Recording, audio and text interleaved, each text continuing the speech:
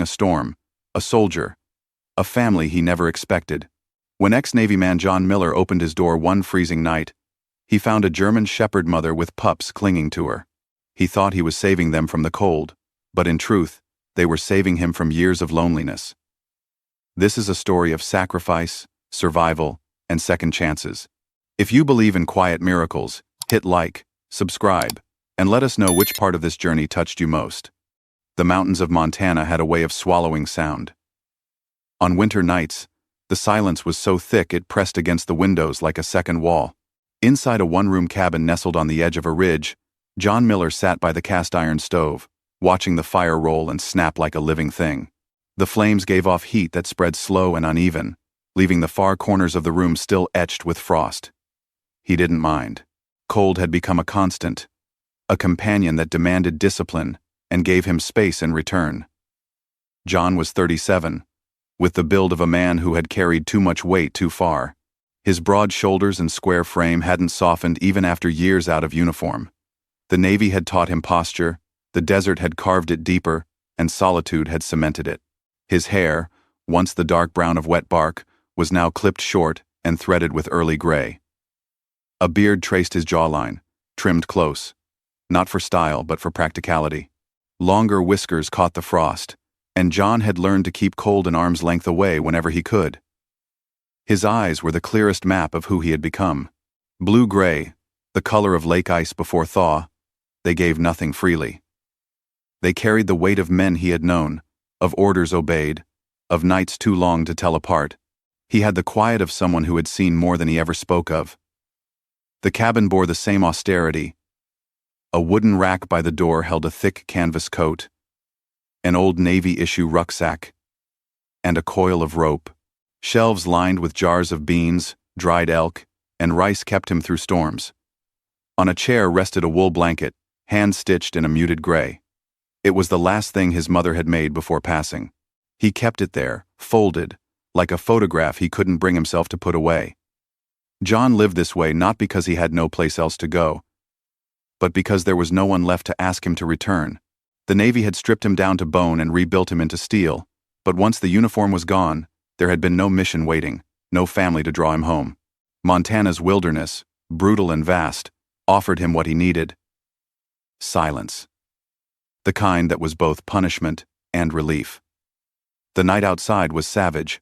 Wind scoured the ridge, carrying snow in white sheets that bent against the cabin walls, rattling the shutters, moaning through the stovepipe.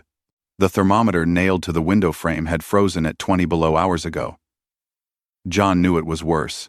His breath turned to smoke before it left his lips, the kind of cold that felt alive, clawing at anything warm. He poured himself coffee from a blackened kettle, the bitter steam rising into the quiet. The habit steadied him. He had learned to move without waste, to measure his breath, his steps, his words. In war, in wilderness, both waste and noise could kill. Now they only reminded him he was still alive. But as the fire popped and the wind howled, something broke the rhythm.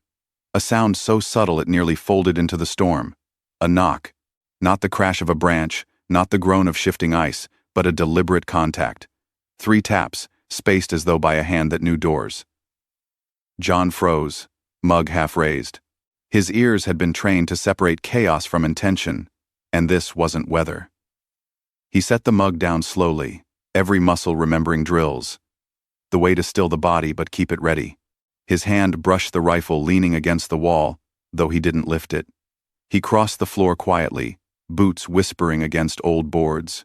The knock came again, softer this time, as though whoever or whatever waited outside had lost some of its strength. 2 short taps, then 1 long, dragging against the wood. The sound carried through him like an old order, pulling him forward against his better judgment. He paused by the latch, fingers resting on the cold metal. Every rule he had learned screamed to ignore it. No stranger, man or animal, had ever come to his door with good news. No one did in the middle of a Montana storm. Yet the silence that followed was worse than the knock itself. It wasn't empty. It waited. John leaned his forehead briefly against the doorframe, closing his eyes. The scar near his temple, thin and white, throbbed with memory. He thought of the desert nights, when sudden quiet had meant danger, when one wrong choice had cost lives. He thought of the men who hadn't come back, of the endless weight of what-ifs. Not tonight, he muttered under his breath, though he wasn't sure who he was talking to. Maybe to himself, maybe to the storm, maybe to whatever waited just beyond the wood. The wind pressed harder against the cabin, snow hissing along the edges of the door. The knock didn't come again, but he could still feel it, the echo of intention lingering like a heartbeat just out of rhythm. John's hand tightened on the latch. The decision wasn't made yet, but the night had shifted. Something was out there, something that had chosen his door. And John, for the first time in years, wasn't sure the silence was what he needed anymore. The latch beneath John's hand was cold enough to bite. He hesitated, his breath rising in pale clouds as the storm slammed against the cabin. Every instinct sharpened by years in uniform screamed to leave the door shut. Rules existed for a reason. In war, rules meant survival. And he had carried that discipline into his exile in the mountains. But then came a sound so soft it threaded itself through the howl of the wind. A whimper high and thin like something fragile breaking in the dark. Against his better judgment, John drew the latch, shouldering the door open an inch, and the storm lunged inside with icy claws. For a moment, the world beyond was nothing but white chaos, snow blowing sideways in furious sheets. Then, through the haze, a shape formed at the threshold.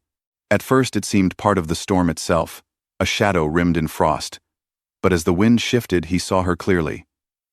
A German shepherd, gaunt from hunger, her coat matted with ice, ribs showing sharp beneath her fur.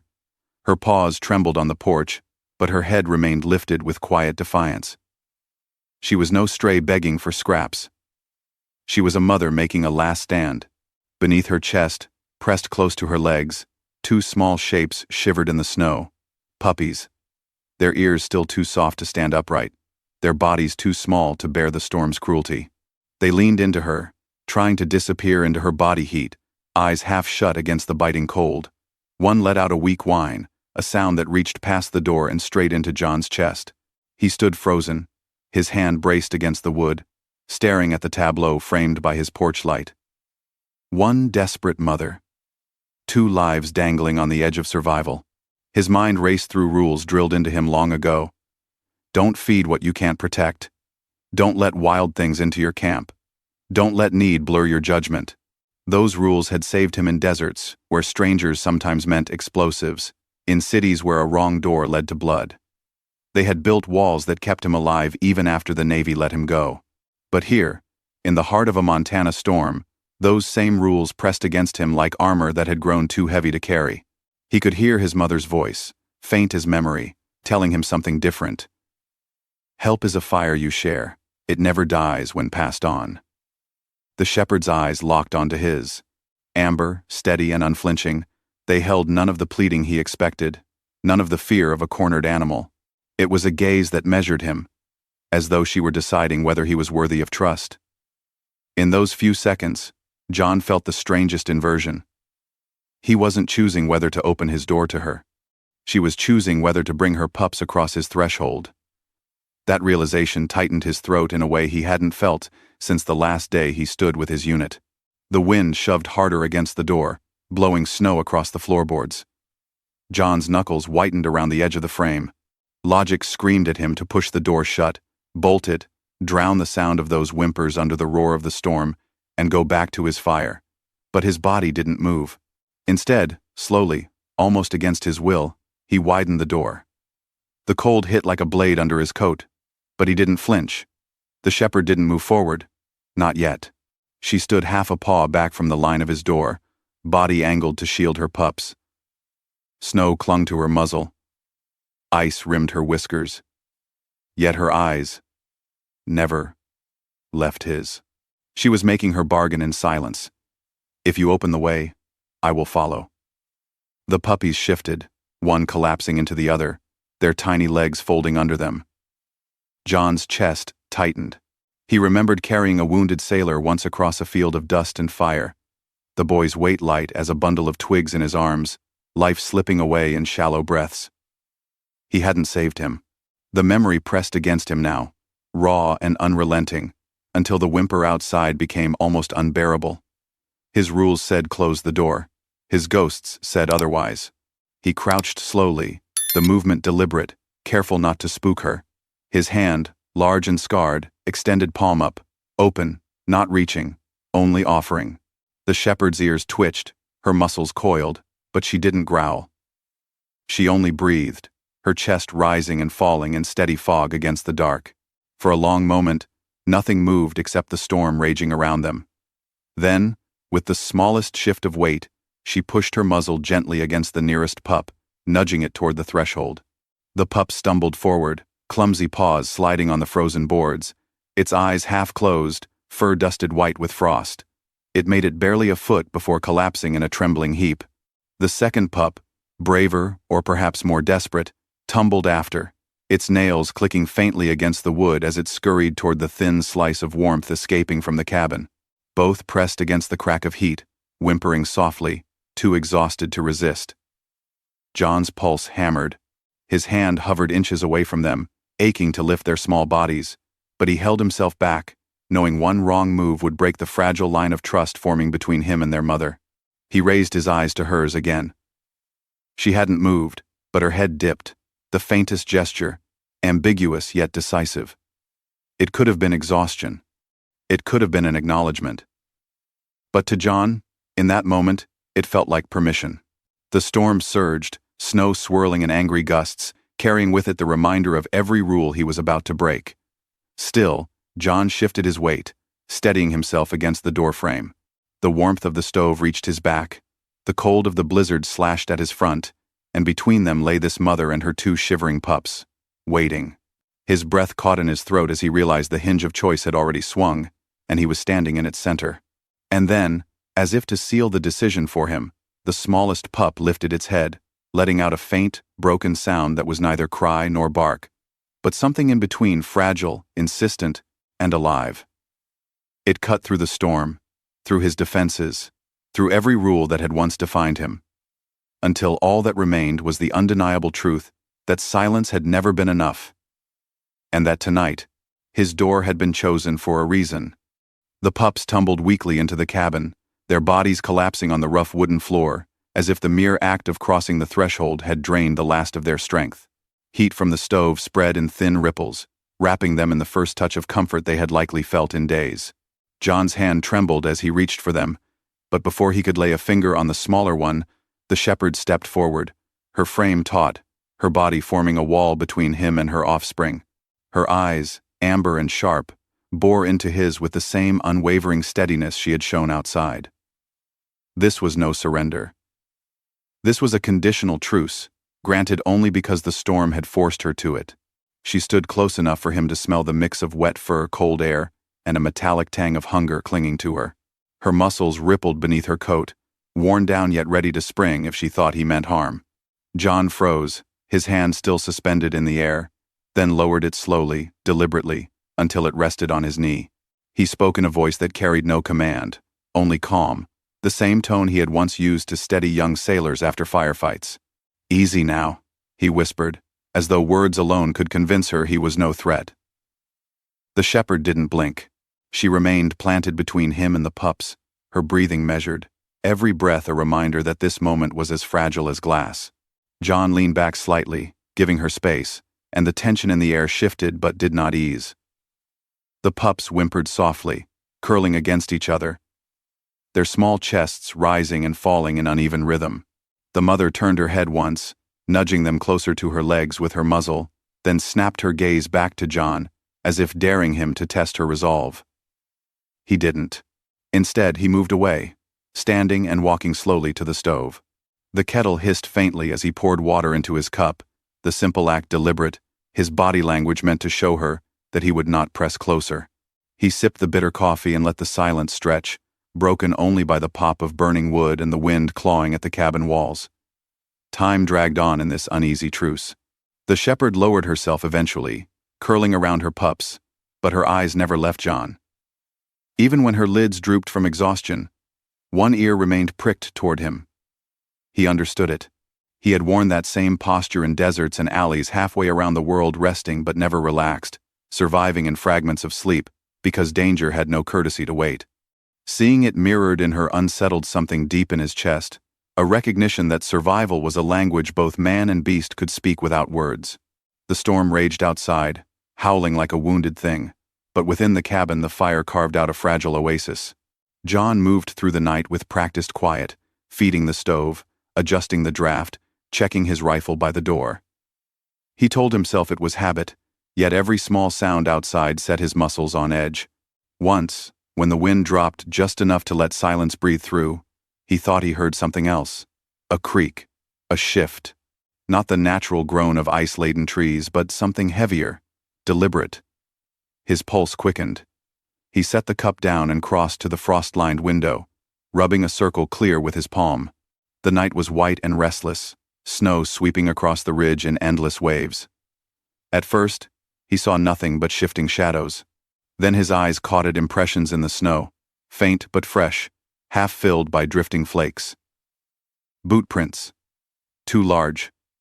Too deliberate to be animal. They led toward the cabin, then cut away into the trees, vanishing into darkness. John's stomach tightened. Out here, no one came by chance in a storm like this. No neighbor would risk the ridge in such weather without reason. Whoever had left those prints had been close enough to see smoke rising from his chimney, close enough to notice the flicker of light through the shutters. And if they had turned away, it wasn't because the storm drove them back, it was because they had seen what they wanted and chosen not to reveal themselves. He backed from the window, his body stiff with the old readiness that had never left him. His hand went to the rifle, resting against the wall, fingers tracing the worn stock. He didn't raise it. Not yet. He listened instead, straining past the wind, past the crackle of the stove, searching for any rhythm out of place. The shepherd must have felt it too. She rose suddenly, ears sharp, a low rumble vibrating through her chest. Her body shifted protectively over the pups, eyes narrowing toward the door, as though she, too, sensed something lurking just beyond the reach of firelight. John exhaled slowly, fighting the urge to move fast. The storm gave cover to many things, but it also betrayed them. Tracks didn't lie, and someone had been close. His gaze flicked to the shepherd, and for the briefest moment, their eyes met in shared understanding. Neither trusted easily. Neither believed safety was anything more than borrowed time, and both knew that tonight, the cabin was not as alone as it seemed. The storm had slackened by morning, its fury spent but its teeth still sharp. The mountains wore their silence like armor, every tree bent under the weight of snow, every ridge draped in white so heavy it seemed the world itself had stopped breathing. John had been up before dawn, eyes dragging across the frost-bitten window, replaying the sight of those tracks in the snow. They hadn't filled in overnight, which meant they were fresh enough to keep his nerves taut. He'd lain in his bunk with one arm behind his head, the other resting across the rifle on the floor, his ears tuned to the smallest shift outside, though none had come. The shepherd had kept her vigil too, curled but never resting, her eyes glowing faint in the firelight as though she too remembered the danger written in those footprints. The pups had slept in a knot, occasionally whimpering, occasionally pressing against their mother's ribs for reassurance. When John rose to feed the stove, she followed every move, her stare unbroken, her loyalty balanced with suspicion. By mid-morning, when the gray light finally pressed its way through the shutters, he heard the crunch of footsteps against the snow again. His body stiffened instantly, the memory of last night surging. He crossed to the door with rifle in hand, the shepherd rising at once, ears pitched, a growl rumbling low in her chest. He held up a hand to still her, then cracked the door just wide enough to let the cold slap his face. What he saw was not a stranger lurking in shadow, but Sarah Thompson, her frame bundled in wool and flannel, her scarf pulled high against her cheeks, hair dusted with snowflakes. Her arms hugged a basket against her chest, steam curling faintly from inside. She looked up, breath fogging in the air, and her eyes softened with relief at the sight of him. "Morning, John," she said, voice muffled but steady. "Thought you might be low on supplies. Storm like that can bury a man alive." John exhaled slow, lowering the rifle, but not letting go entirely. He stepped aside to let her in, the shepherd immediately bristling, body planted between Sarah and the pups. Sarah stopped short, her gray eyes widening as they landed on the cluster of fur huddled near the stove.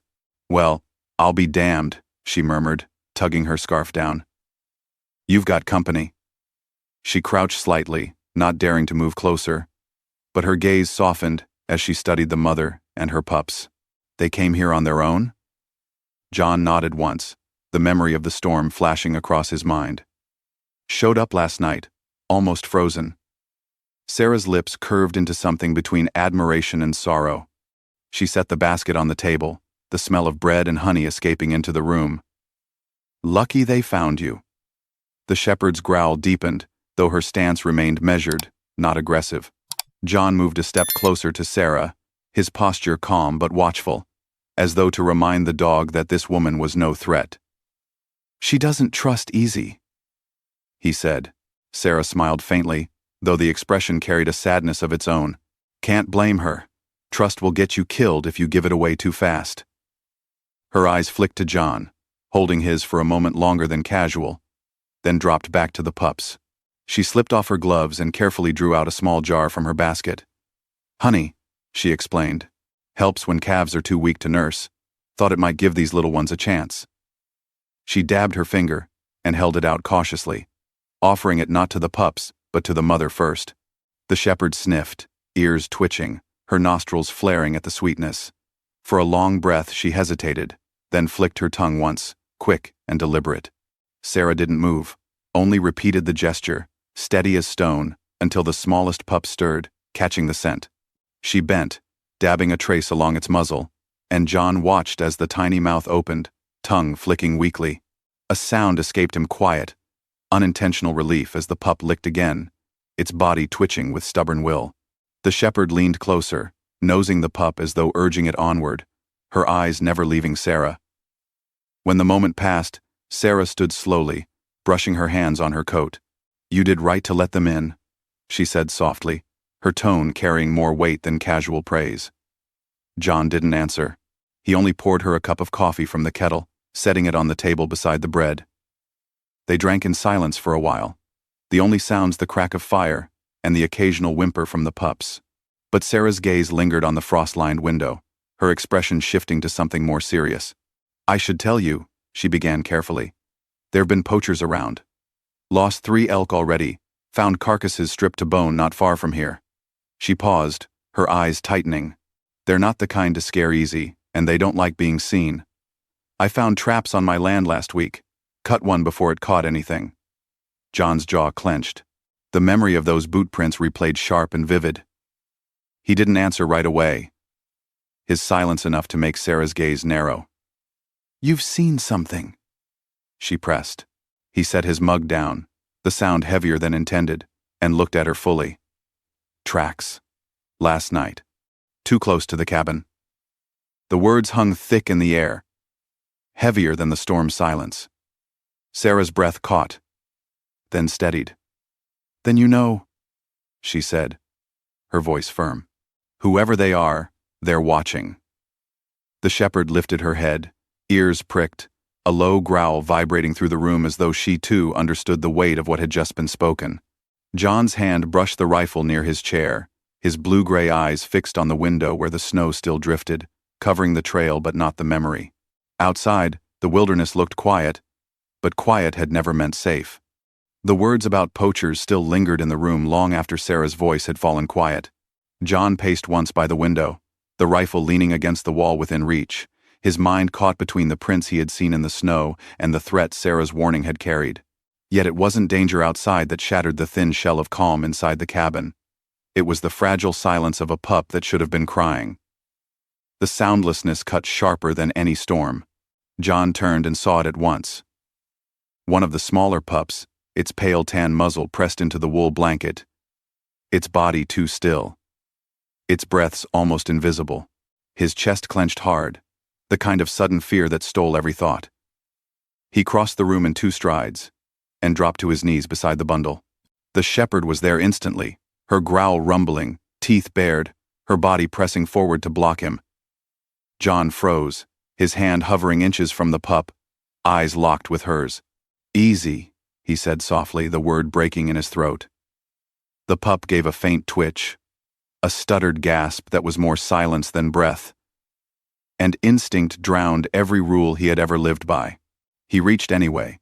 His fingers slipped under the limp body, so light it felt like he was holding nothing at all, a weightless ghost. The shepherd lunged half a step, her growl deepening into a threat, but she stopped short, her ears cutting back, her amber eyes flicking from John's hands to the pup's motionless chest. For a moment the air itself seemed to tremble, suspended between trust and violence. John pressed the small body against his chest, his hands rubbing briskly along the cold legs, the thin ribs, desperate to stir life. "Come on," he whispered, his voice breaking, raw with a plea he hadn't used since war. "Don't quit on me." His fingers shook, his scarred knuckles brushing the fragile bones, the heat of his own body seeping into fur chilled nearly through. He grabbed the wool blanket from the chair, the one stitched by his mother's hands, and wrapped it around the pup, tucking it close like a soldier shielding a fallen comrade. The shepherd growled again, her body rigid, yet she didn't strike. She circled, pacing close, her breath sharp and ragged as she watched. Her pups whimpered, curling tighter into each other, sensing the fracture of the moment. John bent lower, pressing his lips near the tiny muzzle, exhaling warm air over it, willing breath into lungs too weak to hold their own. He rubbed harder, his palms rough but careful, coaxing, begging, commanding. "Stay with me. You hear? Stay." He had said those same words in another country, to another young man whose blood had soaked into sand, and he remembered the helplessness of watching life slip away despite every effort. This time he couldn't bear it. This time he refused. The pup let out a sound then, faint as the crackle of snow on glass, a whimper so fragile it could have been imagination. John froze, his eyes snapping to the blanket, and saw the shallow rise of ribs, uneven but real. Relief struck him like a blow. He rubbed faster, wrapping the blanket tighter, his breath ragged with urgency. The pup twitched again, a paw jerking weakly as though remembering the mechanics of life. The shepherd's growl died mid-throat, replaced by a sharp whine, her ears pitched forward, her eyes burning with desperate focus. She stepped closer, her nose hovering near John's hands, the vibration of her breath warming the blanket. For a heartbeat he thought she might attack after all, but instead she nudged the pup, her muzzle pressing into the wool, then flicked her gaze up at him. What he saw in her eyes hollowed him out. The suspicion was still there, but under it, for the first time, something else flickered. Not trust, not yet, but recognition. The fragile beginning of gratitude. Her chest shuddered with a soft exhale, and she pressed her muzzle once more against the pup before curling back slightly, allowing John to keep holding it. He swallowed hard, his throat tight with a heat that had nothing to do with the stove. The pup gave another shallow whimper, its breath stuttering into a rhythm steadier than before, its small chest rising with more certainty. The sound wrapped around him like a lifeline, tearing open something inside he had thought long since buried. John pressed his forehead briefly against the pup's damp fur, his eyes burning, then pulled back, his hands never still, rubbing, warming, guarding. He whispered words without thinking, fragments of comfort, fragments of prayer. "Good. That's it. Keep fighting. Don't stop." His voice was hoarse, the cadence of a man used to giving orders but now begging for mercy. The pup stirred again, lifting its head by the smallest margin, then letting it fall back into the wool with a sigh so faint John nearly broke with it. The rise and fall of its chest steadied, fragile but sure enough to hold on to. The shepherd sat then, lowering herself beside him. Her body curved protectively around the other pups, but her gaze fixed on him. Her growl was gone. Instead, she watched in silence, her eyes no longer just weighing him but acknowledging him. John met her gaze, and in that wordless exchange, something shifted.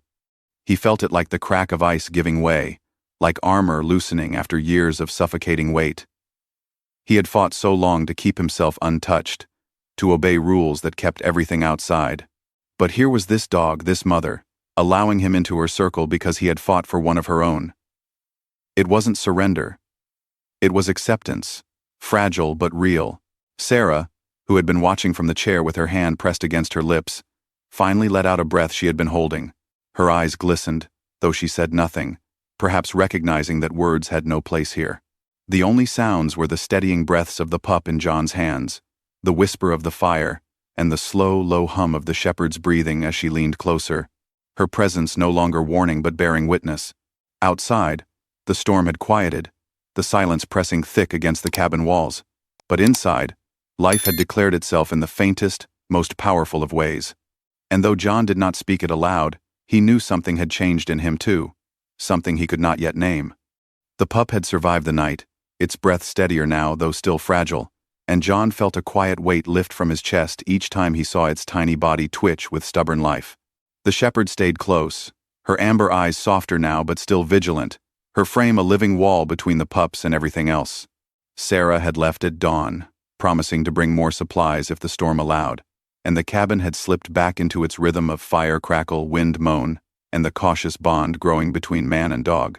By late afternoon the air outside had sharpened, the storm easing into a brittle calm, the kind of silence that always carried warning in these mountains. John stepped onto the porch with his coat pulled tight, scanning the tree line out of habit more than expectation. But then he saw it, a shape, half-veiled by drifting snow, standing just beyond the edge of the pines. Not moving, not approaching, simply there, watching. His pulse jolted, a cold knot tightening beneath his ribs. He squinted through the fading light, trying to catch detail. But the figure remained indistinct. A dark silhouette against white, too still for an animal, too tall to be mistaken. Whoever it was had no business standing so close without calling out. John's hand moved automatically to the rifle slung at his shoulder, though he didn't lift it. He knew better than to give away alarm, knew the rules of being observed, hold steady, reveal nothing.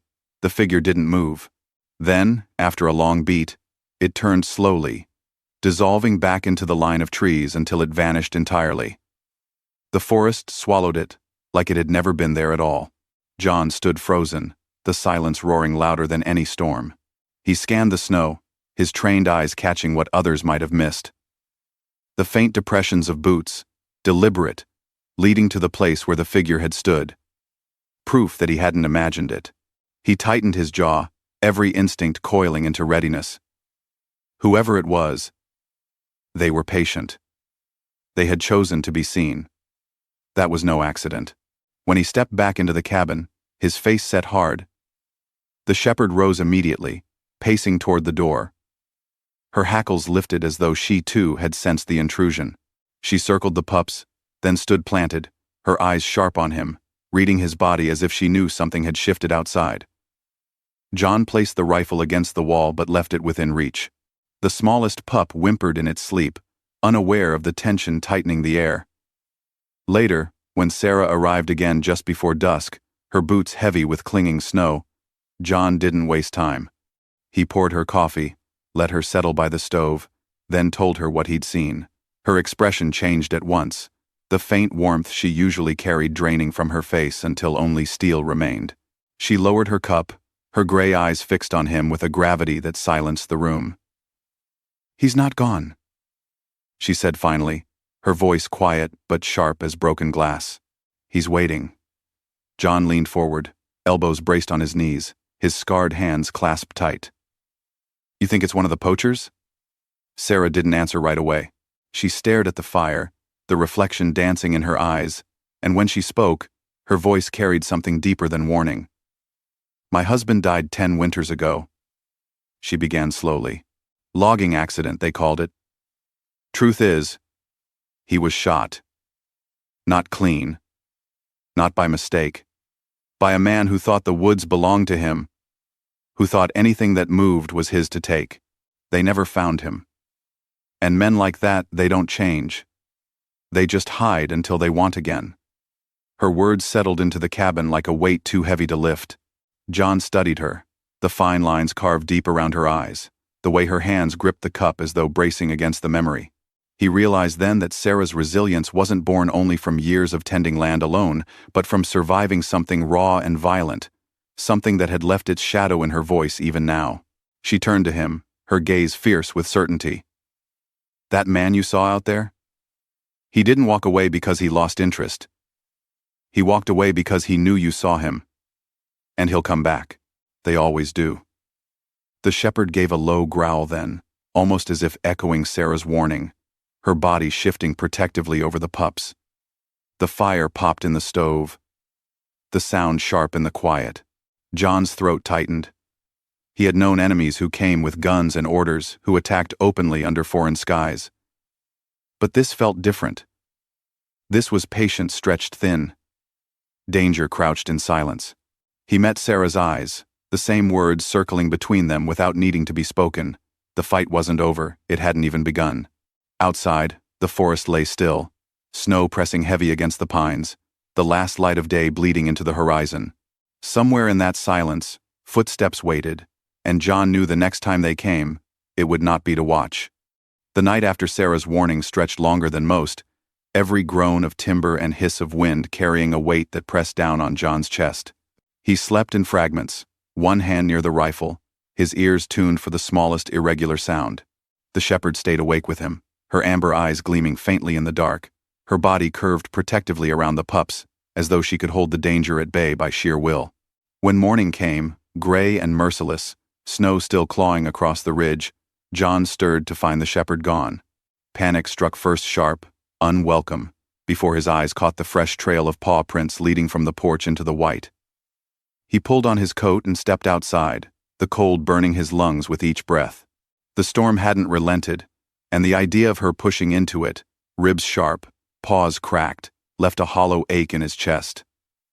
She had no reason to return. She owed him nothing. Yet he waited. Hours felt like days until finally, through the curtain of snow, her shape reappeared. Her coat was plastered with frost, her gait uneven. Each step, dragging.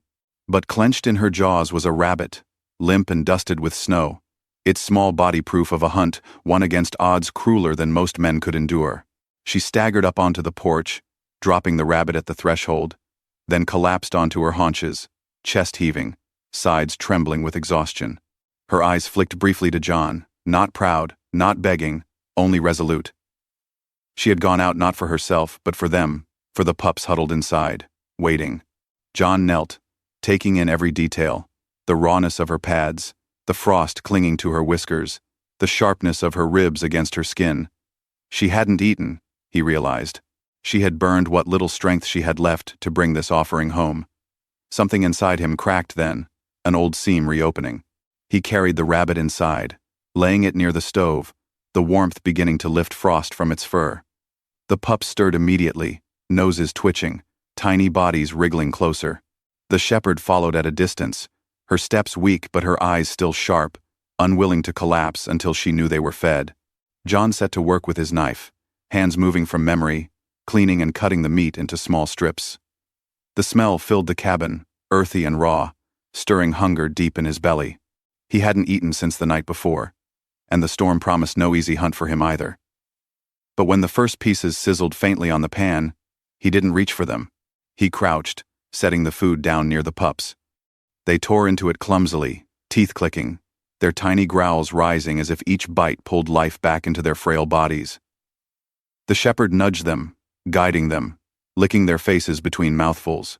Her own ribs quivered with hunger, yet she waited, ensuring her pups ate first. John's throat tightened. He remembered another time. Another place. When rations had run dry on a patrol too far from base.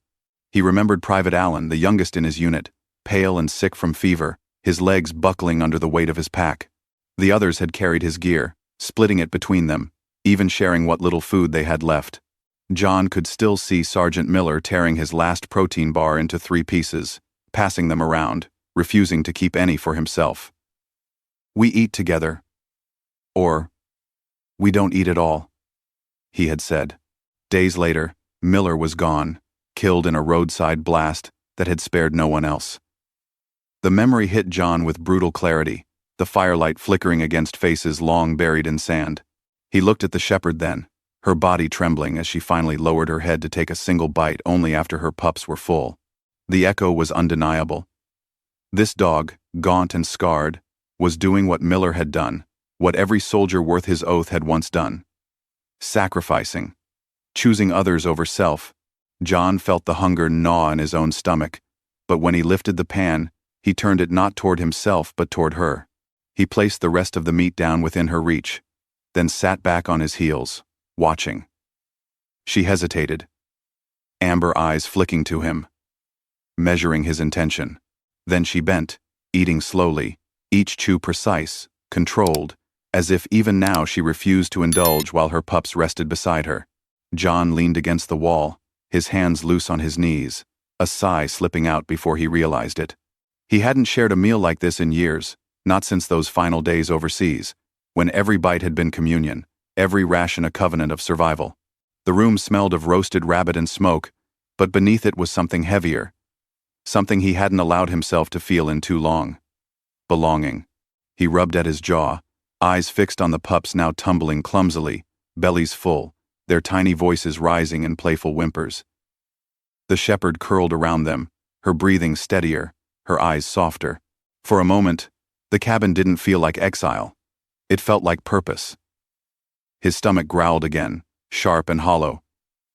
But he ignored it, leaning forward to add another log to the fire. The flames caught, flaring bright, and their warmth spread through the small room like a fragile shield. He sat back again, letting his hunger fade beneath the steadiness of the scene before him. He had enough food in the stores for himself later. Tonight, the choice was simple. Tonight, they needed it more than he did. The shepherd lifted her head once, meeting his gaze across the fire. There was no growl now, no suspicion sharp as before, only acknowledgement, quiet and profound. It was the kind of look a man remembered long after words faded. John held her eyes, nodding once. The gesture, as much vow as habit. He had kept others alive before, but this was different. This was a family he hadn't expected, trust he hadn't earned, but been given through sacrifice. Outside, the storm clawed again at the shutters, the wind howling its endless refrain across the ridge. But inside, warmth had staked its fragile claim. And as John sat in that circle of firelight and silence, he realized with a sudden weight that hunger wasn't the only thing binding them together now. The storm had broken, but the silence it left behind felt more dangerous than the wind ever had. Snow lay heavy on the cabin roof, sagging branches outside, muting the world into a stillness that made every sound inside sharper: the crack of the stove, the soft whimper of pups tumbling in the wool blanket, the shepherd's steady breathing as she watched them. Sarah had stayed the night, too wary to walk home through the drifts alone, and she sat by the table now, mending a tear in her glove, while John sharpened his knife with slow, deliberate strokes. The air between them carried the same unspoken truth. Whoever had stood in the tree line was not finished. They both felt it. The knock came, just as dusk began to fold over the ridge, sharp and deliberate, 3 raps that rang against the wood like a test. John froze, the knife pausing mid-stroke. The shepherd surged up instantly, her body stiff, her growl low but vibrating through the cabin floor. Sarah's hands stilled, her eyes cutting to John with alarm. He rose, moving quietly, his rifle within reach though he did not yet lift it. He crossed to the door, his boots whispering against the boards, and pressed his palm against the cold wood. For a breath he did nothing, listening. The silence outside was too neat, too controlled, as though the knock had erased all storm and wind. He unlatched the door a fraction, and the cold slid in like a knife. Standing there was a man, his coat dusted with snow, his face half-shadowed beneath the hood.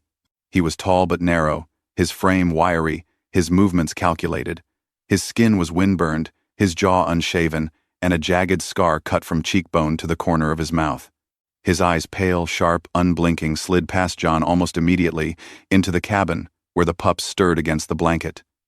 He smiled faintly, though the expression never touched his eyes. "Evening," he said, his voice low and roughened by cold and cigarettes. "Storm caught me out. Saw your smoke. Thought maybe I could warm myself for a spell."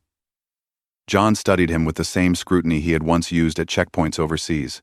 Something in the man's stance rang false, the slight forward lean, the twitch of his jaw, the way his gaze lingered too long on what wasn't his. "Come in," John said finally, his voice even but clipped. He stepped back, but only just enough, his posture casual yet deliberate, a soldier's shield without drawing his weapon.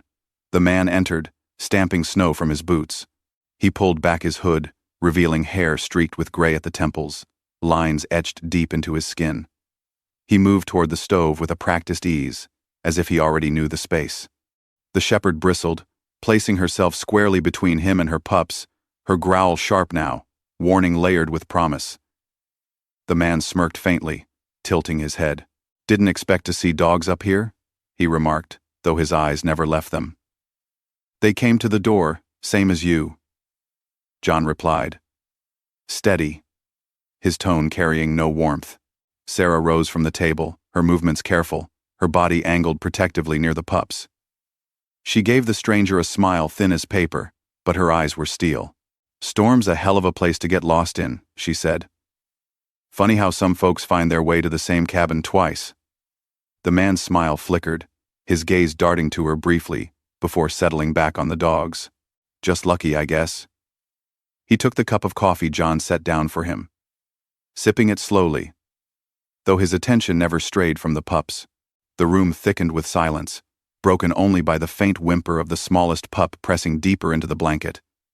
The shepherd's growl deepened, her muscles coiled like a spring. John watched the man's eyes, the hunger in them, the calculation. He had seen that look before, in men who treated life as a resource, not soul. He knew then that this wasn't a chance. The knock, the timing, the calm way the man claimed the fire, it was all strategy. He wasn't here because he was lost. He was here because he had seen what waited inside. After a long moment, the man set down his cup, the scrape loud in the stillness. "Storm's letting up," he muttered. "I should move on before night gets worse." He tugged his hood back over his head, but his eyes lingered one last time on the pups, narrowing with something that made John's stomach tighten. Then he turned, stepping out into the snow without another word. John closed the door slowly, sliding the iron bar into place with a dull thud. The fire hissed, the pups whimpered, and the shepherd pressed against them, her body trembling with alertness. Sarah moved closer, her voice barely above a whisper. "You saw it too?" John nodded once, his jaw tight, his blue-gray eyes hard. "He wasn't lost." "No," Sarah said, her tone like stone. "And he's not gone. Men like that don't walk away empty-handed. He'll come back. He always will." The wind rattled the shutters, snow whispering against the window, but it was no longer the storm John feared. It was the silence outside, the silence that now carried footsteps he knew would return. The stranger's departure left the cabin heavy with silence, but it wasn't peace that lingered. It was the kind of quiet that carried threat, a silence that waited, coiled and patient, promising it would break when least expected. John slept in fragments again, Sarah on the cot by the far wall. The shepherd curled around her pups but lifting her head at every creak. When dawn came, pale and brittle, they busied themselves with chores, stoking the fire, checking supplies, melting snow for water, yet both kept glancing at the door as though expecting the knock to come again. The day passed uneasily, and when night returned, bringing with it another storm of wind dragging across the ridge, John felt the knot in his chest twist tighter. He told himself to keep still, to let the night pass like all the others.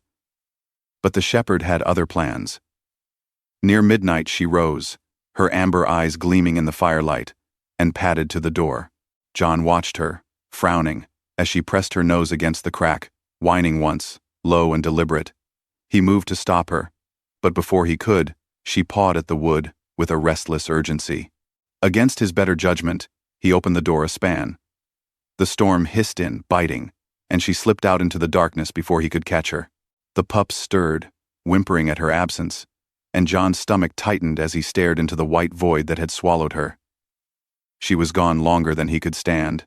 Minutes stretched into half an hour, everyone scraping raw at his nerves. He stood at the door, rifle in hand, Sarah watching him from the fire with eyes that said she felt the same unease. Then, finally, a shape appeared against the storm. The shepherd, her coat dusted in frost, her breath heavy, her body leaner than before, and behind her, two small shadows staggering through the snow. John blinked, thinking at first the pups had followed her out. But no, these were not the same. These two were smaller, gaunter, their coats patchy and tangled, their eyes wide with hunger and exhaustion. They stumbled onto the porch and collapsed in a heap, ribs sharp as knives against their skin. The shepherd turned, nudging them with her muzzle, urging them forward, then looked up at John. There was no mistaking the message in her eyes. These were hers now. Not by blood, but by choice. She had expanded her circle, and in doing so, she had laid the same choice before him. John's chest ached as he crouched, studying the two newcomers. They were weaker than the first litter had been, their breath shallow, their bodies trembling with cold. They had no chance without shelter, without warmth. Yet taking them in meant more mouths, more risk, more responsibility in a world already dangerous. He hesitated, his hand hovering above them. Sarah rose, moving closer, her gray eyes softening as she took in the sight. "They're not hers," she whispered. John shook his head. "No, but she's claimed them anyway." He met Sarah's gaze, the weight of it pressing between them. He could hear the old rules whispering in the back of his mind. Don't take on more than you can protect. Don't soften when the world is hard. But then he looked back at the shepherd, her body curved around both her own pups and these strangers, her ribs showing, her strength stretched thin. She didn't care about rules. She cared about survival, about belonging. John swallowed hard, the memory of Sergeant Miller flashing again, his last protein bar broken into 3, handed out without hesitation. Sacrifice had never been about logic. It had been about loyalty. About refusing to let someone be left behind. He rubbed a hand across his jaw, then bent lower, scooping the 2 skeletal pups into his arms. They were shockingly light, their fur brittle beneath his touch. They whimpered faintly, pressing against his chest as though searching for warmth. He carried them inside, setting them gently on the blanket by the fire where the others stirred, blinking with bleary curiosity. The shepherd followed, stepping into the cabin, her amber eyes never leaving his face. For the first time, John thought he saw something more than gratitude in them. He saw trust. Sarah knelt beside him, her voice soft. "You didn't have to." John glanced at her, his voice low but steady. Neither did she, but she did. The firelight flickered across his features, carving the lines deeper, making him look older, wearier, but also lighter in a way Sarah hadn't seen before. He sat back, watching as the shepherd curled around all 6 pups now, licking them in careful turns, her body forming a wall of warmth against the cold. The newcomers whimpered weakly, then nestled into the tangle of fur, accepted without hesitation. John leaned his elbows on his knees, staring into the fire, the weight of the moment pressing against him. He had thought himself finished with family, finished with bonds that demanded too much, cost too much. Yet here it was again, brought not by blood or obligation but by choice, his and hers. The shepherd had dared to widen her circle. He could do no less. The storm clawed harder at the walls, rattling the shutters like a warning. But inside the cabin, warmth had swelled to fill every corner. John sat in that fragile circle, surrounded by breathing, trembling lives, and felt something he hadn't let himself feel in years: purpose. He didn't say it aloud, but he knew it as sure as the fire's heat on his face. He had been tested, and tonight, he had chosen. Outside, the forest lay heavy and dark, the silence no longer empty but charged, waiting. Somewhere beyond the pines, footsteps would return. But now, when they did, John knew he wouldn't be standing alone. The storm finally broke after 3 relentless days, leaving the Montana mountains buried in fresh snow, the air sharpened by a bitter clarity that cut like glass. The ridge lay silent, branches sagging under white weight, the horizon stretching cold and endless. John stood on the porch at dawn, his breath curling like smoke, and for the first time in years he didn't feel the silence pressing him flat. Inside, the cabin was alive with the muffled sounds of paws shifting against wool, soft whimpers, the faint hum of life, where once there had been only emptiness. 6 pups now lay tangled together in a chaotic knot of fur, the shepherd curled around them, her amber eyes steady, her ribs showing less sharply with each day of warmth and food. Sarah had left the night before with a promise to return, her presence lingering in the jar of honey she'd pressed into his hand, but John hardly noticed her absence. His attention stayed anchored on the animals who had made his home their own. He stepped inside, boots shedding snow at the threshold, and let the door fall shut behind him. The fire hummed low in the stove, the smell of spruce and smoke filling the small space. He moved without hurry, stoking the flames, checking the pot of water, then sat by the rug where the pups stirred. One of the smaller ones yawned wide, its tail twitching as it pressed closer to its siblings. Another nosed against his boot, its tiny warmth seeping into the leather. John smiled faintly, almost against his will, the expression strange on a face worn by years of discipline. The shepherd lifted her head then, eyes meeting his in a silence that spoke more than words. She had brought these lives here, trusted him when she had no reason to, widened her circle beyond what instinct required. And in return, he had been forced to widen his own. John leaned back, his gaze sliding to the shelf above his desk, where an old leather box rested, scuffed and worn from years of being carried across deserts and oceans. He hadn't opened it in nearly a decade. His hand hesitated before reaching for it, the weight of memory heavy in his chest. He set it on the table, fingers tracing the faded edges, then lifted the lid. Inside lay pieces of his past, folded letters he never sent, dog tags dulled with age, a flag carefully creased, and at the bottom, a collar. It was cracked at the edges, the brass tag tarnished, but the letters still shone faintly. USMC. It had belonged to Duke, the shepherd who had walked beside his unit in Afghanistan, who had saved lives with nothing but instinct and courage. Duke hadn't made it home. John had carried the collar since, unable to part with it, unable to honor it properly, a relic of loyalty that had outlasted war. His throat tightened as he lifted it from the box, the leather stiff beneath his fingers. He looked across the room at the mother shepherd, her body stretched protectively around her pups, her gaze never wavering. Slowly, deliberately, John crossed the floor and knelt beside her. She tensed at first, ears flicking. But she didn't growl. She watched him, reading the steadiness in his hands, the intention in his eyes. He held the collar low, his voice a rough whisper. "It's yours now. You've earned it." He slipped it gently around her neck, adjusting it until the tag rested against her chest. For a heartbeat she stiffened, her muscles taut. Then she exhaled, lowering her head against his arm. The weight of the collar settled not as a chain but as a covenant, a silent vow passed from one guardian to another. John's chest tightened, his scar burning faintly as if memory itself approved. The pups stirred, one giving a tiny yip, another pawing at his sleeve. The sound filled the cabin like a fragile chorus, chasing shadows into the corners. John sat back on his heels, his hand lingering on the shepherd's shoulder.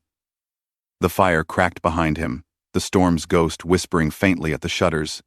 But inside there was only warmth. For years he had lived in this cabin like it was a bunker, a fortress against memory, against loneliness, against the world. Now it felt different. The walls no longer pressed in. The silences no longer punished. The space carried breath, warmth, belonging. He realized with a heaviness that lifted even as it pressed against his chest, that he had not only saved them, they had saved him. From solitude, from grief that had calcified into armor, from a past that had kept him half alive. He rubbed his hands together, staring at the pups tangled in sleep, their small chests rising and falling in unsteady rhythm. The shepherd lifted her head again, her amber eyes meeting his, and for the first time he didn't see suspicion, or caution, or even gratitude. He saw recognition, a shared understanding that they were no longer fragments, no longer survivors clinging separately to the edges of the storm. They were a family. John leaned back against the wall, his shoulders easing, his voice low but sure as he murmured, "You're home now. All of you." The words hung in the air, filling it not with echoes but with presence, settling into the wood, and the fire and the fur curled at his feet. He hadn't spoken to anyone in years, but tonight they were true. Outside, the snow glittered under a hard blue sky, the wilderness vast and unforgiving as ever. But inside, the cabin glowed with steady heat, a sanctuary built not of walls and wood but of trust and sacrifice. John let his eyes close briefly, his hand still resting on the shepherd's collar, and felt the weight of the past loosen. The fortress had fallen, and in its place, a home had risen. For the first time in a long time, he wasn't alone. Some storms break us. Others bring us home. For John, saving the dogs wasn't the real story they saved him too. From silence and loneliness. The cabin was no longer a fortress. It was a family. Which part of this journey stayed with you most? Share your thoughts below.